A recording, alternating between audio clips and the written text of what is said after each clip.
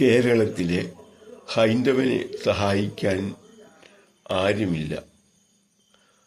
ഒരു കാര്യത്തിനും ഒരു ഉപദേശം കിട്ടാനുള്ള സാഹചര്യം കേരളത്തിൽ ഇല്ല.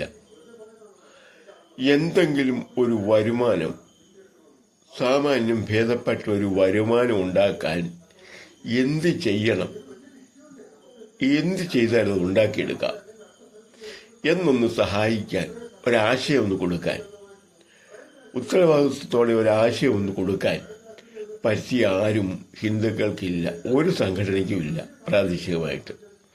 പ്രാദേശികമായിട്ടാണ് വേണ്ടത്. കരയോഗത്തിലോ ശാഖയിലോ മറ്റോ ഉള്ള ഓരോ ഗ്രൂപ്പിനും പ്രത്യേകവും പിന്നെ എല്ലാവർക്കും കൂടെ, ഹിന്ദുക്കൾക്കെല്ലാം കൂടെ ഒന്നും കൂടെ ഉള്ളത് നല്ലതാണ്. അതായത് എന്തെങ്കിലും ഒരു തൊഴിൽ അവർക്ക് ചെയ്യാൻ പറ്റുന്നത് അത് ചെയ്തായാലും ഒരു ചെറിയ വ്യവസായമെങ്കിലും ആരംഭിക്കാനും, എന്തെങ്കിലും ഒരു കൃഷി ഇറക്കി ന്യായമായ വരുമാനം നേടാനും ഒക്കെ കഴിയും. മാർഗങ്ങൾ ഒത്തിരിയാണ്. ഇത് വേണ്ട പോലെ സഹായിക്കാൻ ആരുമില്ല.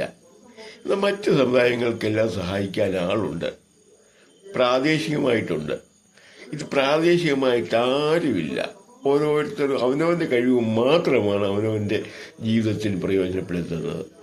അതിലൂടെ വളർന്നവരുണ്ട്. അത് പോരാ, എല്ലാവർക്കും അത് പോരാ. ഒത്തിരി സഹായം ആവശ്യമുണ്ട്, മാർഗനിർദ്ദേശങ്ങൾ കൊടുക്കാൻ ആവശ്യമുണ്ട്. ഒരു വീഴ്ച വന്നാൽ അതിൽ നിന്ന് കരകയറാൻ എങ്ങനെ സാധിക്കും എന്ന് സഹായിക്കാൻ എപ്പോഴും ഒരു സഹായത്തിൻ്റെ ആവശ്യമുണ്ട്. അത് ഹൈന്ദവനില്ല പ്രാദേശികമായിട്ട്.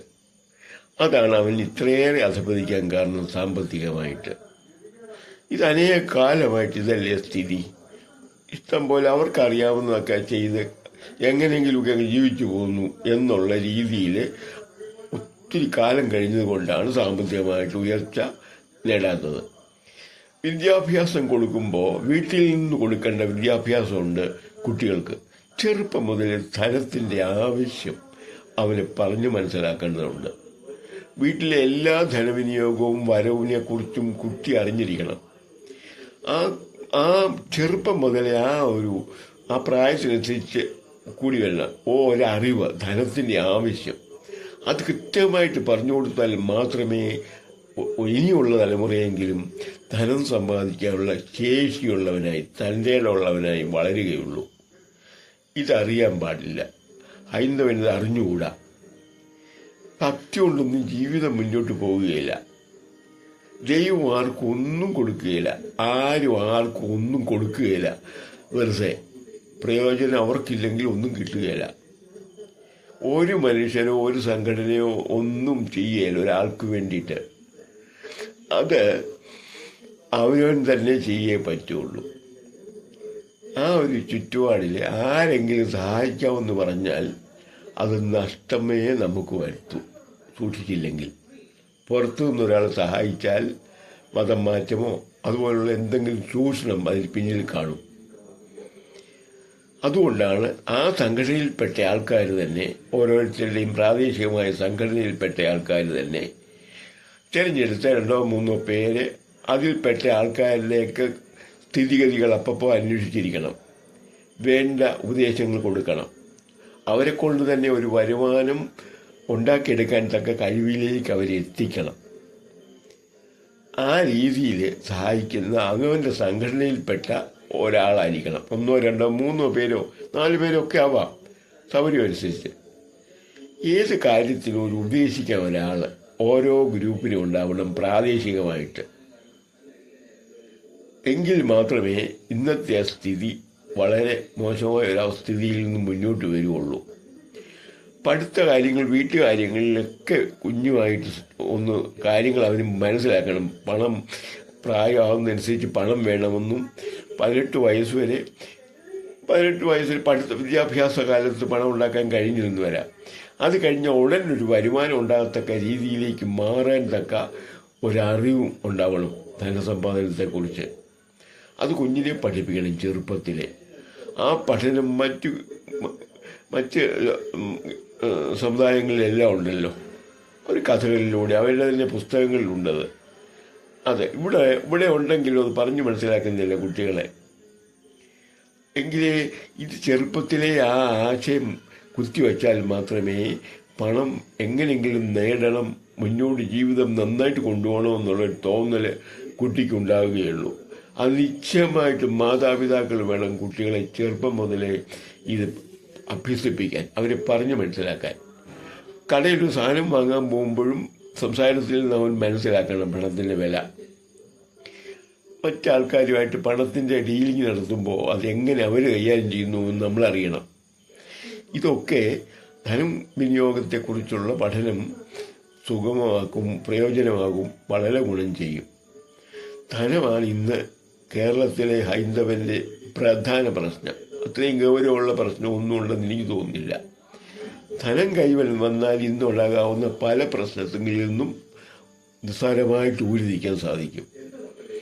അതായത് ധനത്തിൽ ഇല്ലാഞ്ഞ് കിടന്ന് കഷ്ടപ്പെടുമ്പോൾ അന്യൻ്റെ ചെറിയൊരു കച്ചിത്തുരുമ്പിട്ട് തന്നാൽ പോലും കയറി പിടിക്കാനുള്ളൊരു ടെൻഡൻസി ഉണ്ടാവും ധനമില്ലായ്മ കൊണ്ട്. അതവരെ ചൂണ്ടയായിട്ടാണ് ഇടുന്നത്. ചൂണ്ട ആ പുറത്ത് കാണുന്നതല്ല, ചൂണ്ടക്കുളത്തിൽ അകപ്പെട്ടാൽ കഥ അറിയണമല്ലോ. മത്സ്യത്തിൻ്റെ അവസ്ഥ ഇതാണ് അവസ്ഥ. അന്യനിൽ നിന്നും എന്തെങ്കിലും സഹായം ചോദിച്ചു വാങ്ങിയാൽ ഇതാണ്. അവരിങ്ങോട്ട് ആവശ്യപ്പെടും, ഇങ്ങോട്ട് തരാമെന്ന് പറയും. അതുപോലും സ്വീകരിക്കുന്നത് വളരെ സൂക്ഷിച്ചാൽ ആകാവുള്ളൂ. അങ്ങനെ അവസ്ഥയിൽ എത്തരുതല്ലോ. അങ്ങനെ അവസ്ഥ ഇപ്പം നിലനിൽക്കുന്നുണ്ട് ഹൈന്ദവരിലേക്ക്. അത് ഈ ഉപദേശിക്കാൻ ആളില്ലാത്തതാണ് അതിൻ്റെ പ്രധാന കാരണം. ഉപദേശിക്കാൻ ആളുണ്ടെങ്കിൽ ആർക്കും പണം ഉണ്ടാക്കിയെടുക്കാം, ആവശ്യത്തിനുള്ള പൈസ. ഒന്നും വേണ്ട, ദൈവം തന്നിട്ടുണ്ട്. ചലിപ്പിക്കാൻ കഴിയുന്ന കൈയും കാലും, ചലിപ്പിക്കാൻ കഴിയുന്ന നാവ്, പിന്നെ അധികമല്ലെങ്കിൽ പോലും അടിസ്ഥാനപരമായിട്ടെങ്കിലും ബുദ്ധി, ഇത്രയുമുണ്ട്. അത്രയും മാത്രം കിട്ടിയാലും ആ മനുഷ്യനെ, ആ കുടുംബത്തിനെ വളരെ ഈസിയായിട്ട്, വളരെ നല്ല സുഭിക്ഷമായിട്ട് കഴിഞ്ഞു പോവാം. അവിടുത്തെ വിദ്യാഭ്യാസ കാര്യങ്ങൾക്കുള്ള പണവും, ഡ്രസ്സിനുള്ള പണവും, ചികിത്സയ്ക്കുള്ള പണവും, ഭക്ഷണത്തിനുള്ള പണവും, നല്ല ഭക്ഷണം തന്നെ കഴിക്കാൻ പറ്റും. അതിനുള്ള പണം സമ്പാദിക്കുന്ന എല്ലാ വ്യക്തികൾക്കുള്ള കഴിവുണ്ട്. കുട്ടികളെ അത് പറഞ്ഞ് മനസ്സിലാക്കണം. അതായത് അവനവന് ആവശ്യമുള്ളത് ധനം എന്താവശ്യത്തിനും ഉള്ളത് സമ്പാദിക്കാനുള്ള ശേഷി അവനവനിൽ തന്നെ ഉണ്ടാവണം. പ്രായപൂർത്തിയാകുന്നതിന് മുമ്പ് തന്നെ അത് സമ്പാദിക്കുന്നതിനെ കുറിച്ചുള്ള ധാരണ കുട്ടിക്ക് വരണം. അങ്ങനെ അവൻ ആ ധനത്തിന് വേണ്ടിയിട്ട് നല്ലപോലെ ശ്രമിക്കും. അങ്ങനെ തലമുറയിലൂടെ നല്ലൊരാശയം വളർന്നു വരണം. ഇതൊന്നും കൊടുക്കാഞ്ഞിട്ടാണ് ഈ കുട്ടികൾ, ഹിന്ദുക്കളുടെ ധനശേഷി കുറഞ്ഞു പോയത്. ഇത് മതഗ്രന്ഥങ്ങളിൽ ഗോപ്യമായ രീതിയിലായി ധനത്തിൻ്റെ ഗൗരവം എത്രയെന്ന് കൊടുത്തിരിക്കുന്നത്. അത് പറഞ്ഞ് മനസ്സിലാക്കി കൊടുക്കണം. അതൊന്നും ഇതുപോലുള്ള നല്ല കാര്യങ്ങളൊന്നും പറയാത്തതുകൊണ്ടാണ് ഈ മതപാഠശാല വഴി വെച്ചാൽ കുട്ടികൾ വരാത്തത്. മറ്റ് മതങ്ങളിൽ ഇതുപോലുള്ള ഗുണപാഠങ്ങൾ ഉൾപ്പെട്ട നല്ല നല്ല കഥകളാണ് ധാരാളമുണ്ട്. ഇതിൽ തന്നെയുണ്ട് നമ്മുടെ ഹൈന്ദവ പുരാണങ്ങളെ കഥകളിലെല്ലാം ധനത്തിനെ കുറിച്ചുള്ള ഗൗരവമുള്ള കാര്യങ്ങൾ പറയുന്നുണ്ട്. അത് വിവരിച്ചു കൊടുക്കണം, കുട്ടിക്ക് മനസ്സിലാകുകയില്ല. അറിയാവുന്നവർ പറഞ്ഞ് മനസ്സിലാക്കി പണത്തിൻ്റെ ആവശ്യത്തെക്കുറിച്ച് കുട്ടിയെ പറഞ്ഞ് മനസ്സിലാക്കണം. പിന്നെ മറ്റൊന്നുള്ളത്, നമ്മളുടെ സന്യാസിമാർ ഒരു വ്യക്തിക്കുള്ള സന്യാസി ആയാലും ആ വ്യക്തിക്ക് ആവശ്യമുള്ള ചെലവിനുള്ള മുഴുവൻ ആരിൽ നിന്നും വെറുതെ വാങ്ങാൻ പാടില്ല. അത് മുഴുവൻ ആ ആശ്രമത്തിൽ തന്നെ ഉൽപ്പാദിപ്പിക്കാൻ കഴിയണം. എന്തെങ്കിലും തൊഴിൽ ചെയ്യാൻ കഴിയാത്തവരില്ലല്ലോ. അത് ആ അവിടുത്തെ ഭരണം നടത്തുന്നവരും ക്ലർക്കുമാരും ഒക്കെ ഉണ്ട് ഈ ഇതുപോലുള്ള സന്യാസാശ്രമങ്ങളിൽ. അവർക്കൊന്നും അവരുടെ പ്രധാനപ്പെട്ട ജോലിയില്ലേ, അതിൽ തിരിച്ചും മറ്റൊന്നും പോകാൻ നോക്കുകയില്ല. അല്ലാത്ത ആൾക്കാർ ഒരു നിശ്ചിത സമയത്തിൽ പ്രാർത്ഥനയും മറ്റ് കാര്യങ്ങൾക്കും രാവിലെയും വൈകിട്ടും ഉപയോഗിക്കുക. ബാക്കി മുഴുവൻ ധനം ഉണ്ടാക്കാൻ വേണ്ടി വേണം. കാരണം അവർക്ക് ഓരോരുത്തർക്കും ഭക്ഷണം വേണ്ടേ, ഓരോരുത്തർക്കും ഡ്രസ്സ് വേണ്ടേ, എങ്ങോട്ടും പോണേ പണം വേണ്ടേ, ചികിത്സ വേണ്ടേ, ഇതിനെല്ലാം പണം വേണമല്ലോ. അപ്പോൾ അവരവർ തന്നെ അത് ഉണ്ടാക്കിയെടുക്കണം. നമ്മുടെ സന്യാസിമാർ മിടുക്കരായ സന്യാസിമാരാണ്. പല മഠങ്ങളിലും അവരവർക്ക് ആവശ്യമുള്ള എല്ലാം അവരവർ ഉൽപ്പാദിപ്പിക്കുക ചെയ്യുന്നത്, ഭക്ഷണത്തിനുള്ളതും എല്ലാ കാര്യങ്ങളും. എന്നാൽ അല്ലാത്ത അന്യൻ്റെ സഹായത്തോടെ പോകുന്ന ഈ സന്യാസി മഠങ്ങളുണ്ട്. അതൊരു സമൂഹത്തിനൊരു ഭാരയാണ്. അത് അങ്ങനെ പാടില്ല. എന്തെങ്കിലും തൊഴിൽ, ഒരു കൈത്തൊഴിൽ, എന്തെങ്കിലും സാധനം ഉൽപ്പാദിപ്പിച്ച് പുറത്തൊരു കൂടുതലുണ്ടാക്കാൻ പറ്റിയ ഒരു ഔട്ട്ലെറ്റ് ഉണ്ടാക്കി വിൽപ്പന നടത്താം. അല്ലെങ്കിൽ അത് ആശ്രമത്തിൽ ലഭ്യമാണ്, ഇന്ന സാധനം നല്ലതെന്ന് പറയുമ്പോൾ ആൾക്കാർ വന്ന് വാങ്ങുമല്ലോ, ചെറിയ ലാഭം കിട്ടും, അവിടുത്തെ കാര്യങ്ങൾക്ക് അത് ഉപകരിക്കുമല്ലോ. ആ ആ ജോലി ചെയ്യുന്ന സന്യാസിയുടെ മുഴുവൻ ചെലവും അതുകൊണ്ട് വെക്കുമല്ലോ. ആരോഗ്യപരമായിട്ട് ജോലി ചെയ്യാൻ വയ്യാത്ത സന്യാസിമാരെ അല്ലേ ഉദ്ദേശിച്ചത്. അവർക്ക് ജോലി ചെയ്യേണ്ട, അവർക്ക് വേണ്ട നമ്മൾ അവിടെ തന്നെ കൊടുക്കണം. അല്ലാത്ത ആൾക്കാരെ, ആരോഗ്യം ഏതെങ്കിലും രീതിയിലുള്ള ആൾക്കാരെ പ്രാർത്ഥന എന്ന ആ ഒരു പ്രക്രിയയ്ക്ക് വേണ്ടിയിട്ട് സമയം അധികം കളയാതെ കാലത്തും വൈകിട്ടും മാത്രമാക്കിയിട്ട് ബാക്കി മുഴുവൻ സമയവും ആ ആശ്രമത്തിൻ്റെ വളർച്ചയ്ക്ക്, ആശ്രമം വളർന്നാൽ അവർക്ക് പലരും സഹായിക്കാൻ പറ്റും, അവരിൽ നിന്ന് സഹായം പുറത്ത് കൊടുക്കാൻ പറ്റും. അങ്ങനെ കൊടുക്കണമല്ലോ. അതൊക്കെ വലിയ സേവനങ്ങളല്ലേ. സന്യാസിമാർ നമ്മൾ ഓരോ വ്യക്തിയും, ഹൈന്ദവ സമൂഹത്തിൽ എല്ലാ വ്യക്തികൾക്കും വരുമാനം വേണം. വരുമാനമില്ലാത്ത ആൾക്കാരും പാടില്ല. സ്ത്രീകൾക്ക് അടുക്കള ജോലി ഒരു വലിയ ജോലിയാണ്, അതിഭയങ്കരമാണ്. കുട്ടി വളർത്തലോ അല്ലെങ്കിൽ അടുക്കള ജോലിയോ അവരുടെ ജോലിയാണത്. അതിന് പുറമെ അവർ മറ്റൊരു ജോലി ചെയ്യണമെന്ന് പറയേണ്ട ആവശ്യമില്ല. ഇല്ലാത്തവരെ അവനവനെ കഴിയുന്നത് എന്തെങ്കിലും വീട്ടിൽ ഒരു വരുമാന മാർഗത്തിൽ ശ്രമിക്കണം. ഈ അടുക്കള ജോലിക്കൊപ്പം തയ്ച്ച് ഒരു മാസം 2000 രൂപ പുല്ലുപോലെ നിസ്സാരമായിട്ട് ഉണ്ടാക്കുന്ന ആൾക്കാർ എനിക്ക് നേരിട്ട് പരിചയമുള്ളവരുണ്ട്. അടുക്കള ജോലിയെല്ലാം വീട്ടിലെ കാര്യങ്ങളൊക്കെ ചെയ്യും. ഇടയ്ക്ക് 2 ആടുമുണ്ട്. അതിനിടയ്ക്ക് തയ്ച്ച് 2000 രൂപ ശരാശരി ഓരോ മാസവും കിട്ടും അവിടെ. അങ്ങനെയുള്ള ആൾക്കാരുണ്ട്. അത് എണ്ണത്തിൽ കുറവാണ്. ഇതൊക്കെ ആരെങ്കിലും ഉപദേശിക്കാനും പറഞ്ഞു കൊടുക്കാനും ഉള്ള ആൾക്കാരാണ് ഇങ്ങനെയൊക്കെ ആകുന്നത്.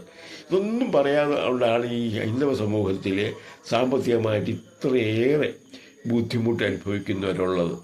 അത് നിസ്സാരമായിട്ട് മാറ്റിയെടുക്കാം. പ്രാദേശികമായിട്ട് എല്ലാ കരയോഗങ്ങൾക്കും എല്ലാ ശാഖകളിലും ഒരു 3 പേര് കൊള്ളാവുന്ന വിദ്യാഭ്യാസമുള്ള ആൾക്കാർ, മനസ്സിൽ നല്ലുള്ള ആൾക്കാർ, ആ ശാഖയിലെ ആൾക്കാരുടെ ഓരോരുത്തരുടെ ഉയർച്ച അങ്ങേയറ്റം ആഗ്രഹിക്കുന്ന ആൾക്കാർ, നല്ല മനസ്ഥിതിയുള്ള ആൾക്കാർ, അതിൻ്റെ അനുഗ്രഹം ദൈവത്തിൽ നിന്ന് അവർക്ക് കിട്ടും. അവരവരെ സഹായിക്കുമ്പോൾ, അവരുടെ കൂടെയുള്ളവരെ സഹായിക്കാൻ മുന്നോട്ട് വരുമ്പോൾ, അങ്ങനെ ഒരു സംഘടന പ്രാദേശികമായിട്ട് എല്ലാ ഗ്രൂപ്പുകളിലും, ഹൈന്ദവ ഗ്രൂപ്പുകളിലും ഉടനെ തന്നെ ഉണ്ടാക്കണം. ദയവായിട്ട് കേൾക്കുന്ന ആരെങ്കിലും ഉണ്ടെങ്കിൽ അതിലൊന്ന് ശ്രദ്ധിച്ച് വേണ്ടത് ചെയ്യണം. ഹൈന്ദവൻ ഇങ്ങനെ പുറകോട്ട് പോയാൽ ഒക്കില്ല. അതായത് മതം മാറ്റം നടക്കുന്നത് ഈ ഒറ്റ വഴിക്കാണ്. ധനശേഷിയുടെ കുറവ് മാത്രമാണ്. ധനശേഷി കുറയുമ്പം ചികിത്സയ്ക്ക് പണമില്ല, ചികിത്സയ്ക്ക് പണം വേണം, ഭക്ഷണത്തിന് പണമില്ല, അതിന് വേണം. അപ്പോൾ ആരെങ്കിലും ഒന്ന് വെച്ച് കിട്ടുന്നു, ചൂണ്ട കുറച്ചൊരു ഇലയും കൊണ്ടിട്ട് തരും. അപ്പോൾ ആ ചൂണ്ടയ്ക്കകത്ത് അവർ ഉദ്ദേശിക്കുന്ന മതം മാറ്റി അവരുടെ ഇഷ്ടമനുസരിച്ച് വിനിയോഗിക്കാനാണ്. അത് അങ്ങേയറ്റ അപമാനകരമാണെന്ന് തന്നെയല്ല, അത് ആ കുടുംബത്തിൽ തന്നെ നാണക്കേടാ, അവരുടെ ബന്ധുക്കൾക്ക് പോലും. അതൊന്ന്. രണ്ടാമത്, അവരെ കൊണ്ട് ഇവരും മറ്റൊരു മുതലെടുക്കും എന്നുള്ളതല്ലാതെ ഇവർക്ക് കാര്യമായ പ്രയോജനമൊന്നുമില്ല. അതായത് ആ മതം മാറ്റത്തിൻ്റെ ഒരു മാനസിക നില കാരണം അവിടുത്തെ ആ ഒരു തലമുറയിൽപ്പെട്ട ആൾക്കാർ മുഴുവൻ വ്യഥ അനുഭവിച്ചുകൊണ്ടിരിക്കും, ആ ജീവിതകാലം മുഴുവൻ. അതാണ് ഈ മതം വിട്ട് അന്യമതം സ്വീകരിച്ചാലുള്ള കുഴപ്പം. അങ്ങനത്തെ ഉള്ള ആൾക്കാരുമായിട്ട് നല്ലപോലെ ഇടപഴകിയെങ്കിലേ അവരുടെ ആ മനോവേശം മനസ്സിലാക്കുള്ളൂ. പറയല്ല, പറയുമ്പം വളരെ കേമാന്നൊക്കെ പറയും, ചുമ്മാ പറയുന്നതാണ്, ജാള്യത മറയ്ക്കാൻ പറയുന്നതാണ്. മതം മാറി അവൻ ആരും സ്വൈരമായിട്ടല്ല ജീവിക്കുന്നത്. മനപ്രയാസം, കഠിനമായ ആഴത്തിലുള്ള മനപ്രയാസം ഉണ്ടാകും. അതൊക്കെ വലിയ പ്രശ്നങ്ങൾ കാരണമാവും കുടുംബത്തിൽ. പ്രശ്നമെന്ന് പറഞ്ഞാൽ അത് ഈ ഇളം തലമുറയ്ക്ക് ബുദ്ധിമാന്ദ്യത്തിന് കാരണമാവും. വീട്ടിലെ തന്തയോ ജ്യേഷ്ഠനോ പെങ്ങളോ ഒക്കെ അങ്ങനെ മതം മാറിക്കഴിയുമ്പോൾ, അതായത് ടീനേജിൽ ഉള്ള കുട്ടികളുടെ വളരെ നിരാശയ്ക്കും കെട്ടുറപ്പില്ലാത്തൊരു ഒരു ബുദ്ധിക്കുമൊക്കെ കാരണമാവുന്നത്, ബുദ്ധിമാന്ദ്യത്തിന് വരെ കാരണമാവും. അതുകൊണ്ട് മതം മാറുക എന്നത് ഒരു ശാശ്വതമായ പണിയല്ല. അതിൽ നിന്ന് രക്ഷപ്പെടണമെങ്കിൽ ഓരോ പ്രാദേശികമായ തലത്തിലും എല്ലാ ഹിന്ദു സംഘടനകൾക്കും ഉപദേശകരായിട്ടൊരു 1-2 ഒരാളെങ്കിലും ആയാൽ അത്രയ്ക്കായി. ഒരാളെങ്കിലും, അല്ലെങ്കിൽ 3 പേരായിക്കോട്ടെ. അവർ അപ്പോൾ ആ ശാഖയിൽപ്പെട്ട കുടുംബങ്ങളുടെ സ്ഥിതിഗതികളും അവരുടെ വിദ്യാഭ്യാസം, എന്ത് പഠിക്കണം, SSLC കഴിഞ്ഞ് ഇനി എന്ത് പഠിക്കണം, എന്ത് പോകണം, ഇതൊക്കെ അറിയാവുന്നവരല്ലേ അവിടുത്തെ ഈ ആൾക്കാർ പ്രാദേശികമായിട്ട്. ആ അറിവനുസരിച്ച്, അവരെക്കുറിച്ച് അറിയാവുന്നതനുസരിച്ച് അവരെ ഡയറക്ഷൻ നല്ലപോലെ ഡയറക്റ്റ് ചെയ്യാമെങ്കിൽ ജീവിക്കാനുള്ള വരുമാനം ഒരു പ്രയാസവും ഇല്ലാതെ അവിടെ വന്നു ചേരും. ഒരു വിഷമവും വേണ്ട, ഒരു നിരാശയും വേണ്ട. എത്ര പാവപ്പെട്ടവനും ആന്ന് വെച്ചു അവൻ നന്നായിട്ട് വരും ഉണ്ടാക്കാനും സാധിക്കും, നല്ല നിലയിലേക്ക് ഉയരാനും സാധിക്കും. അങ്ങേയറ്റ ഉറപ്പുണ്ട്. ഇതൊക്കെ എനിക്ക് നേരിട്ട് പരിചയമുള്ള ആൾക്കാരും ആ ജീവിതത്തിൽ ഞാൻ പഠിച്ച കാര്യങ്ങളാണ്. ഉറപ്പായത് ഒന്നും സംശയിക്കേണ്ട. ഒന്നും ഒരു പ്രശ്നവും വരാനില്ല. ഈശ്വരൻ തന്ന സ്വത്തുക്കൾ മൂലധനമായിട്ട് നമ്മുടെ ശരീരത്തിലുണ്ട്.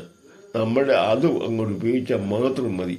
അതുകൊണ്ട് നമുക്ക് ആവശ്യമുള്ള വരുമാനം നിശ്ചയമായിട്ടും ഉണ്ടാക്കിയെടുക്കാൻ പറ്റും. സാമ്പത്തികമായിട്ട് ആരുടെയും മുമ്പിൽ താഴുകയില്ല. അപ്പോൾ ഒരു രംഗത്തും താഴേണ്ടി വരികയില്ല. നെട്ടൽ നിവർന്ന് നിൽക്കാം ഏത് കാര്യത്തിനും, ഏത് ആശയത്തോടും. ഓക്കെ.